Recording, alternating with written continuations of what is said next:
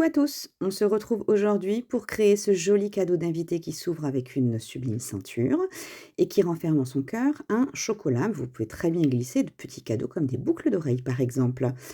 Pour ce projet, il va nous falloir 2 morceaux de papier, ici en papier uni ocre roussillon. J'ai pris un morceau qui mesure 8,5 par 14,5 cm et pour mon papier design, un morceau de 5 par 13 cm. Ici, c'est la collection Promenade et Rêverie. On va d'abord commencer par notre papier uni et on va marquer des plis. Un premier pli, donc dans les 14,5, on marque un pli à 3,5, puis à 5 cm. Je fais faire un demi-tour à mon papier et je refais la même chose. Un pli à 3,5 et un pli à 5 cm.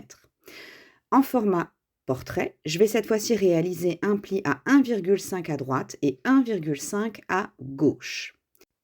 Je vais ensuite prendre mon morceau de papier design en format paysage, donc dans les 13 cm, je vais venir faire un premier pli à 3,2 cm, un deuxième pli à 4,9 cm, un troisième pli à 8,6 cm et un quatrième pli à 10,3 cm.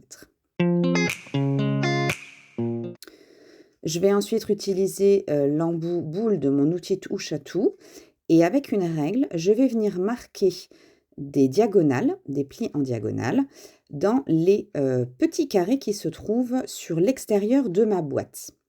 Donc je fais ces diagonales dans chacun des 4 carrés de ma boîte et c'est ce qui me permettra de réaliser la fermeture. On le voit un petit peu plus près à la caméra. Je vais ensuite marquer l'intégralité de mes plis vers l'intérieur à l'aide de mon plioir en os.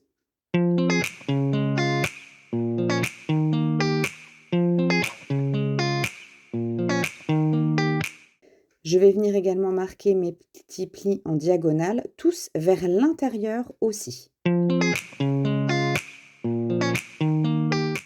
Et voilà, ma boîte peut désormais être garnie et fermée tout simplement. Pour cette partie, on n'a absolument pas besoin de colle.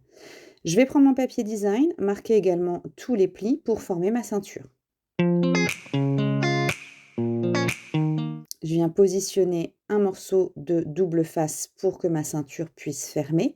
Voilà pourquoi je vous disais sans colle ou presque, il y a juste besoin d'un petit morceau de double face pour notre ceinture. Je retire ma protection et je viens ajuster la ceinture à l'aide de mes plis autour de ma boîte. Il ne me reste plus qu'à réaliser une jolie étiquette pour décorer l'extérieur de ma boîte.